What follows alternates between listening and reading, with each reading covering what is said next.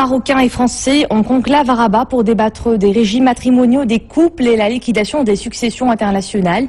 Cette première rencontre organisée par le Conseil régional des notaires de Rabat en collaboration avec la Chambre des notaires de Paris se tient dans un contexte marqué par l'accroissement du flux migratoire entre le Maroc et la France et l'évolution du nombre des mariages mixtes. Dominique Orlando.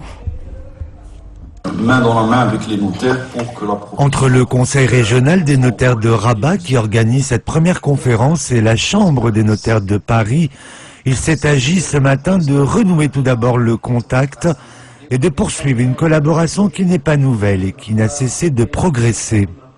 Une collaboration qui a commencé en janvier 2013 avec la signature d'une convention entre les deux chambres et qui a permis de mettre en évidence un certain nombre de questions, notamment de la part de membres de la communauté française à Rabat, mais surtout le Maroc en fait, concernant les questions de patrimoine et les questions de succession.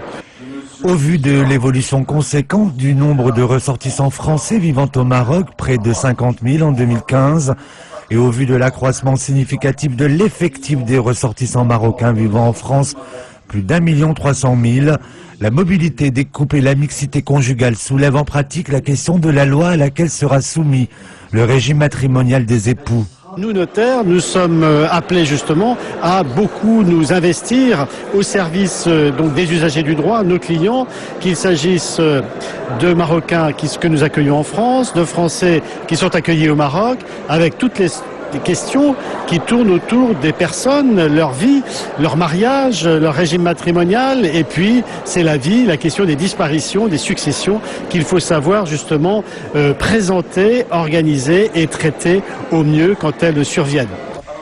Quelles sont les grandes différences entre les deux pays en matière de divorce? Quelles sont les règles de part et d'autre concernant par exemple la garde des enfants? Quel type de problèmes administratifs les ex-époux peuvent-ils rencontrer?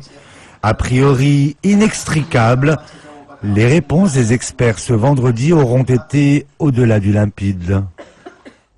À présent,